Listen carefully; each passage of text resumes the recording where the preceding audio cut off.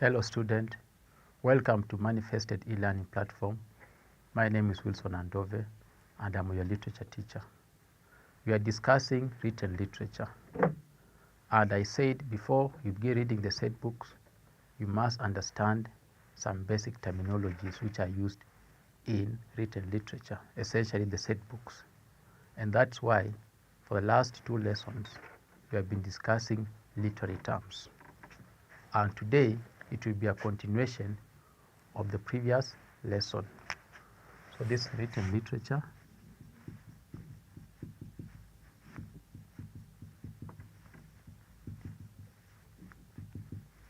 And the topic is literary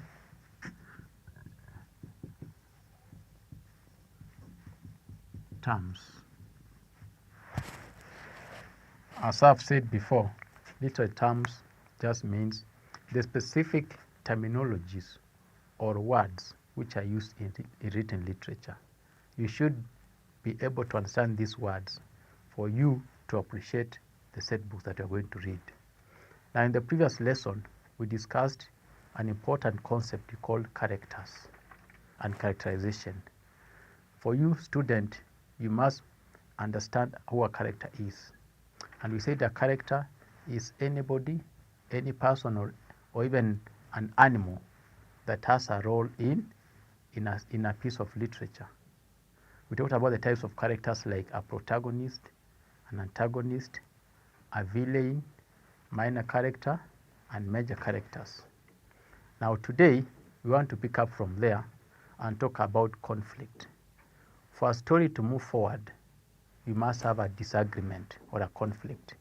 As long as you have 2 people living together, even in a family setup or at place of work, where 2 people are, there's always a disagreement. We call that a conflict.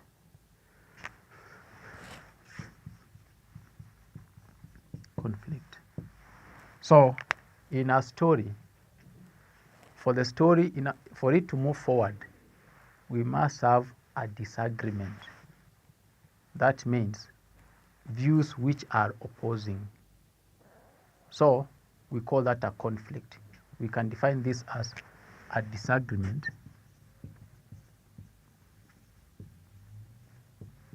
between characters in terms of differing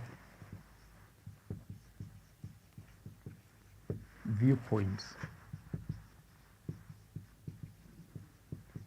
on a particular issue. So when characters have different viewpoints, we call that a conflict. Now, there are types of conflicts. So we have types of conflicts. We have 4 types of conflicts. The first one is person against person. Against person. This means 2 characters disagreeing. So we have 2 characters. Can it be more? 2 characters disagreeing on a matter.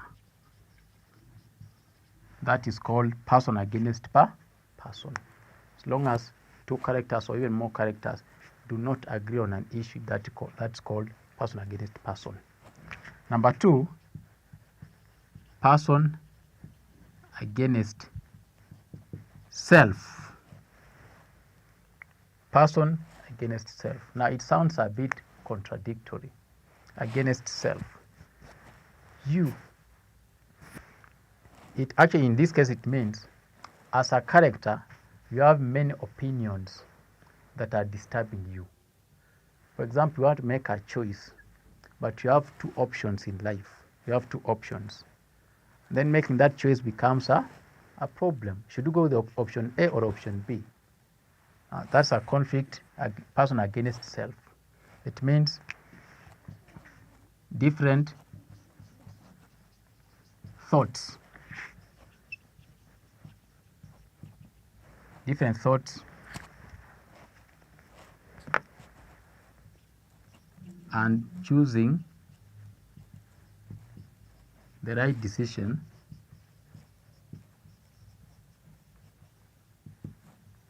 becomes a challenge. It's like a dilemma. Let me give a very good example. This person who is very honest in his work, and now his boss tells him to do something that is unprofessional, that is unethical. Now this person who is honest, who is ethical, who is straightforward, may decide not to do, actually has two options. May decide not to do what has been told by his boss. That's the first option. He will stick to his principles. But if he does that, there's a likelihood that he might face some negative consequences. He might even lose his job. The boss might reprimand him, might punish him for failing to respect maybe his orders. So in such a case, this person has two voices in his mind. One tells him what your boss has told you to do is unethical, is wrong. But the other tells him, if you don't do it, you might end up losing your job. Now, that is a conflict within you. Person against self. So this is a conflict. Conflict within a character. And in most cases, it's always of a moral nature. A moral nature. A moral nature. A very good example, a story is told of a place in Southern Africa, actually set in Southern Africa. There was a long drought spell and people were dying. So there was an oracle, a seer, it's like a god, that said, for you to end this drought, because people are almost dying, for you to end this drought, you must sacrifice a human being. You must sacrifice a human being. And not just another person, but the most beautiful lady in the community. And so, the community came together to chart the way forward. So they said they're going to choose a lady to be sacrificed. Now, that's a conflict. It's not easy for you to allow your child to be sacrificed. At the same time, if that does not happen, the whole community is going to do what? Is going to perish because of the long drought. So imagine if you're a parent of this lady, what would you do? That's a conflict within you, person against self. The third one is conflict, not conflict, person against community.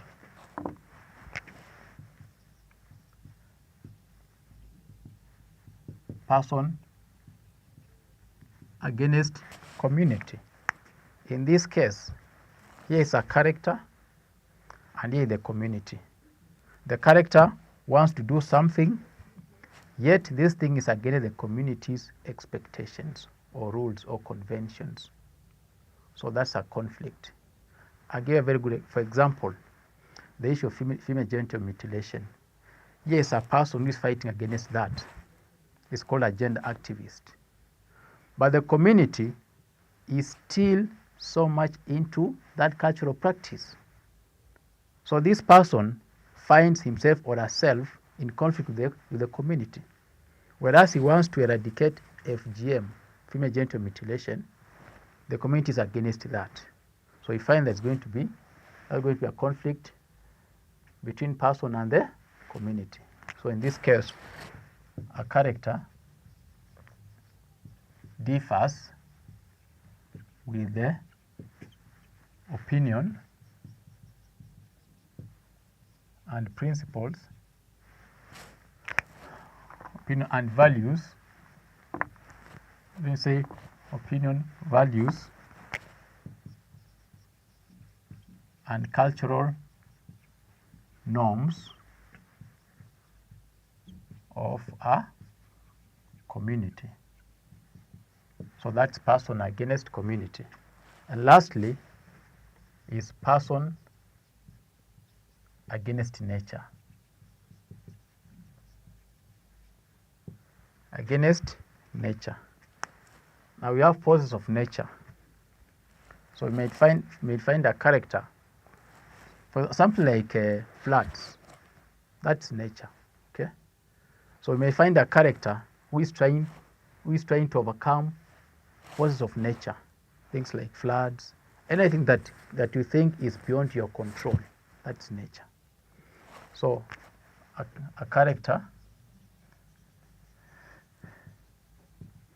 trying to fight off the forces of nature,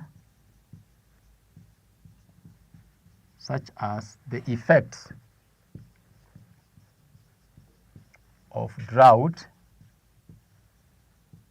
in a certain region, in a given region.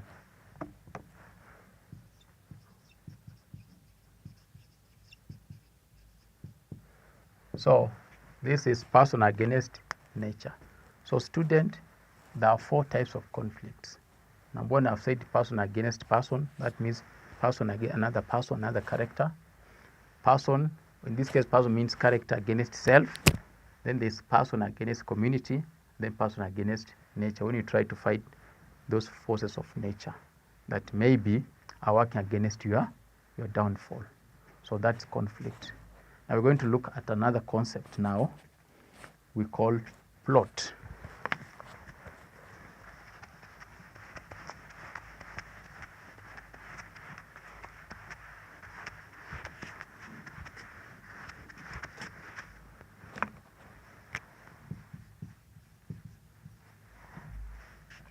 Now, plot in literature means the storyline.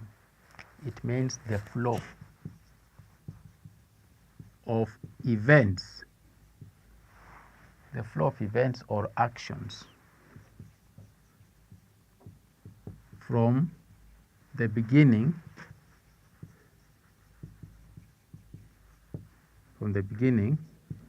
to the end. That is plot.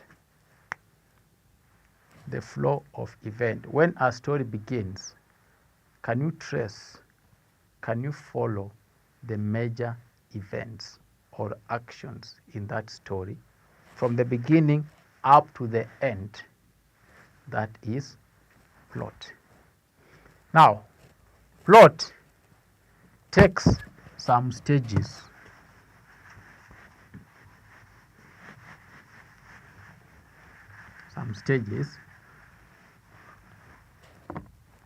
Even before we look at those stages, let me give a very good example of our natural life. We're normally told a child is born. That's the first stage in life. Stage 1, a child is born. Second stage in life is that stage, for example, going to school. That's a major stage in life. The third stage can be initiation into adulthood. That's the third stage in life. The fourth stage will be maybe marriage, for those who want to marry. Okay? Then after that, can have like the working, for those who are working. Then after working, later on in life, when you have become old, you do what? You'll die. So those are the stages in life. We call that the plot of life. We know one day, from the time you are born to the time you die. Those are the stages in life. We call that plot. You can actually even draw a graph. You can draw a graph and say from the time you're born all the way to the time you are very productive in life. Then the way it works. When you are born, you are unproductive. If I can draw this graph here. When you are born, you are here. Then you begin growing. As you grow, become more productive. In your prime age, you are here. Another time in your prime age, another time you are working, you are very productive. Then as you begin to age, you begin to go down. This in terms of work output. You can't work. Begin to go down. Finally do what? You stop working. Then you die. This is the beginning point. The point where someone is born. This is the point where someone dies. So this is the plot of life. Here is education. Here is marriage, for example. Here is work. Okay? And then old age begins to set in. Old age begins to set in slowly. And then finally here you are very old. Then you die. So this can be seen as the plot of life. The flow of life. Again, the same can be applied in a story. So I'm going to draw. I'll draw it again. The same concept can be applied in a story. So a story has stages. And we're going to look at those stages. We're going to look at those stages. Stages of a plot line, of a plot. The first stage is called exposition. Or some people call it point of attack. Second position is called rising action. Rising action, or complication. The third stage is called climax.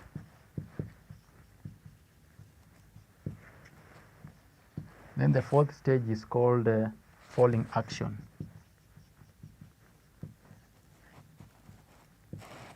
Then lastly, we have the resolution. The resolution. So a story moves through those 5 stages. I'm going to demonstrate these 5 stages. Just like I drew that graph of life. We also have the same graph here in a story. When the story begins, at this point, when the story begins, it's called point of attack, exposition, or point of attack. When the story begins, at the beginning, that's the time we are told more about the story. This is the time we introduce to characters and the setting of that story. It's called point of attack or exposition. Now, as the story moves on, we are going to have a conflict. Remember I talked about a conflict. We must have a what? A conflict between characters. Okay? So we have rising action here. Rising action, or what we call complication.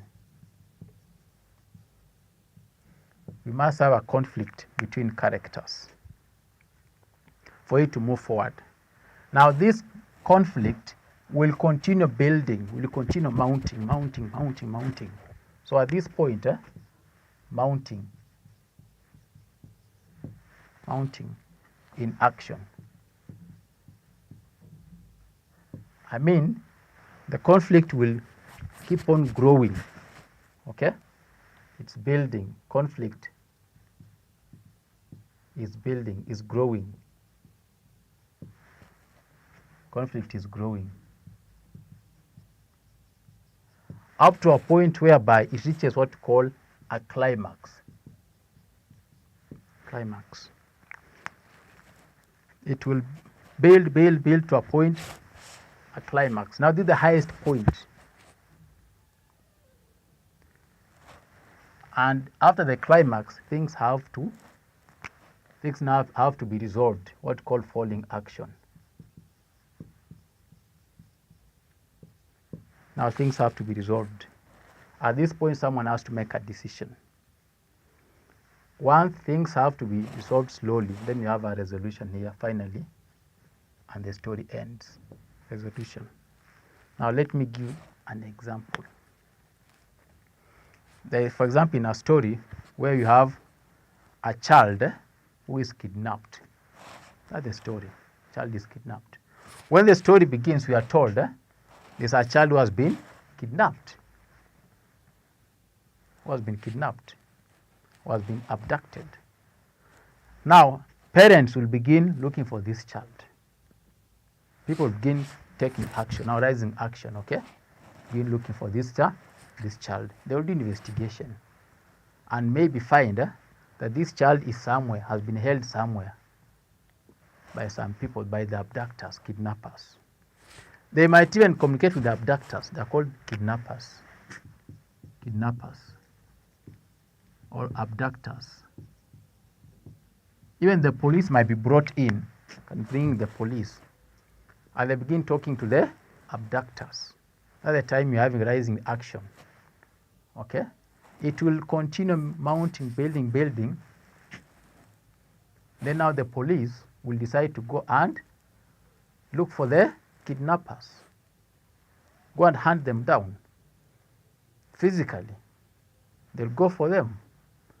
Now, at that point where the police go for them, and maybe they find the abductor somewhere in a room, then there's a shootout between the police and the kidnappers. That's the climax of that story. The climax, okay?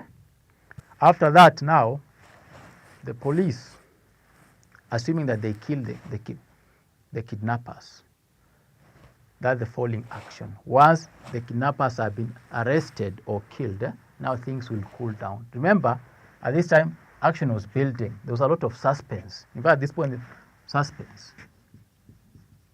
At this point, there was a lot of suspense. A lot of uneasiness. Okay? But once the abductors have been arrested or gunned down, then things will begin to cool down. That's falling action now. Then eventually, this child will be reconnected with the parents, will be reunited with the parents. Now that's the resolution. And then the story will do what? It will end. So student, this is the what? The normal plot of a story. Exposition, rising action, climax, falling action, and resolution. Now we're going to explain each of these terms here. So I'm going to explain each of these terms.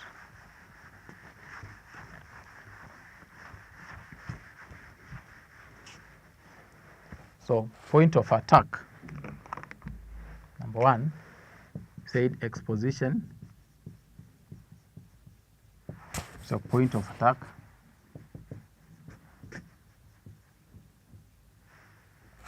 The beginning of a story where characters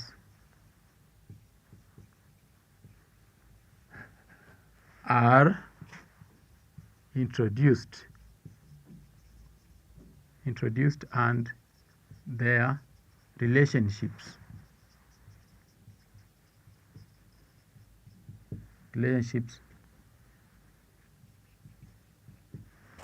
given. That's the point of attack.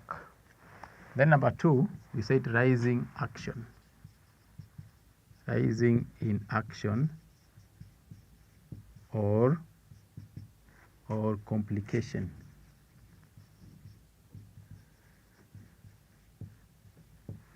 So you say a conflict is introduced. Okay? This conflict mounts in action. Mounts, it means grows in intensity. That's the complication. Grows in intensity. Okay. The conflict, it then forces the characters, mostly the characters, protagonist, to take action. To take action to solve the problem. That's the rising action. Number 3, climax. The highest point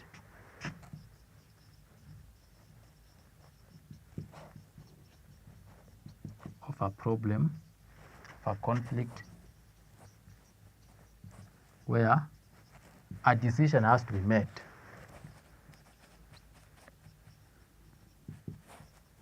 Has to be made. There is also heightened action. There is also heightened action and suspense.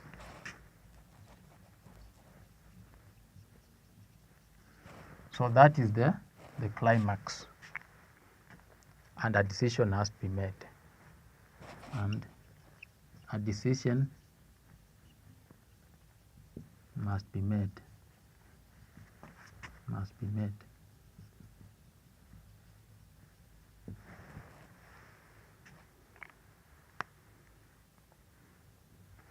So that's the climax, and then we have falling action. Action. Things begin to slow down. The actions begin to slow down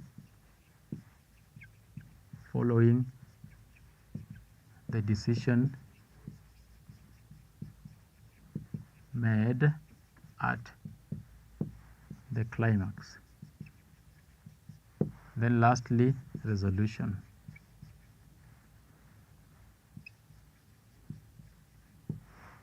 Or the problem is solved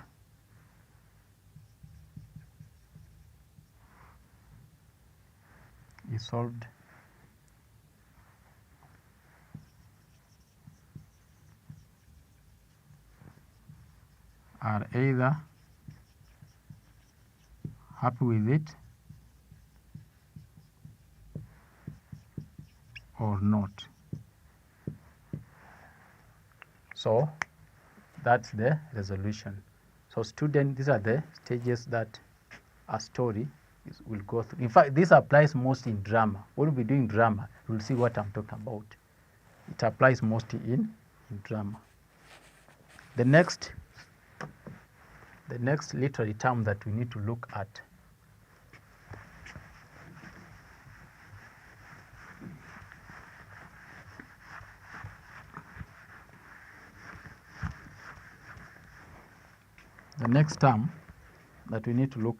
is dialect.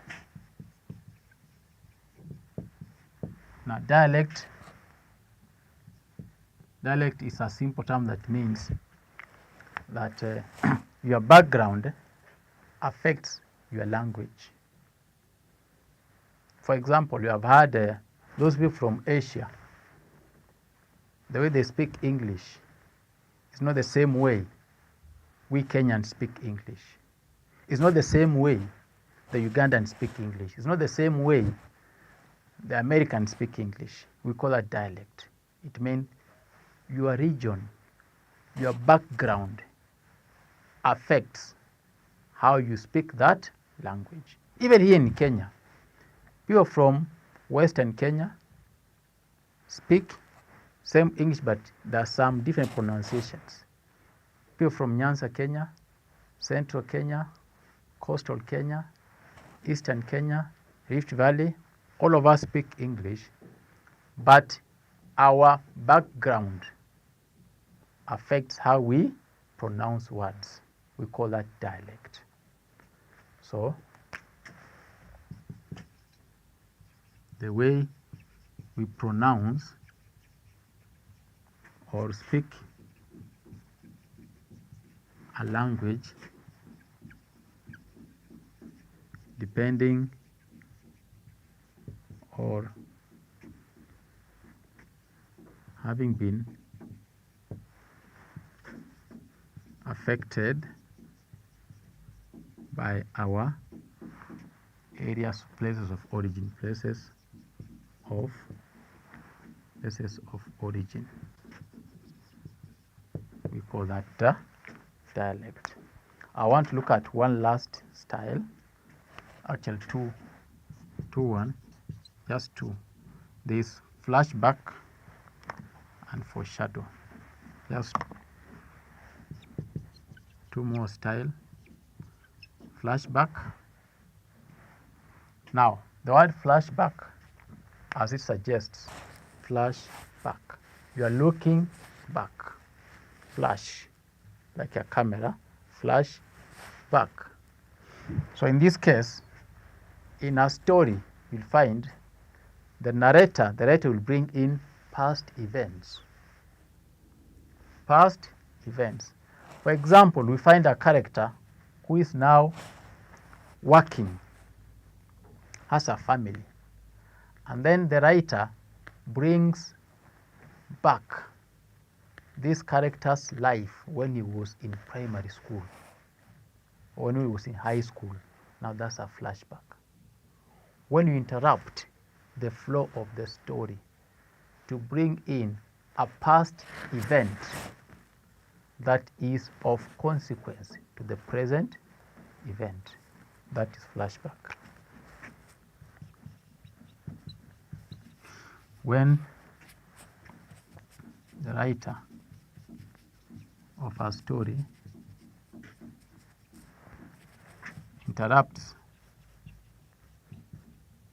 the flow to bring in a past event that has a consequence or a bearing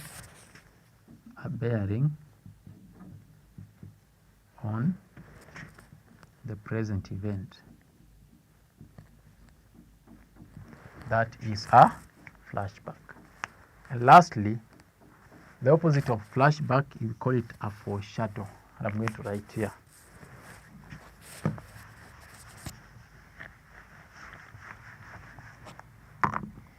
There's foreshadow.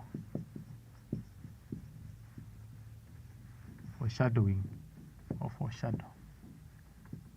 I've said in flashback, you bring in a past event. But a writer might want to bring into the story a future event. A future event might give you some hints of what is likely to happen in future. That's foreshadow. Like right now, you might find a character who is in high school.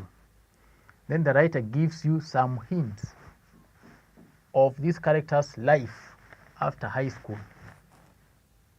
That is foreshadow. So, the writer giving some hints about a character's future.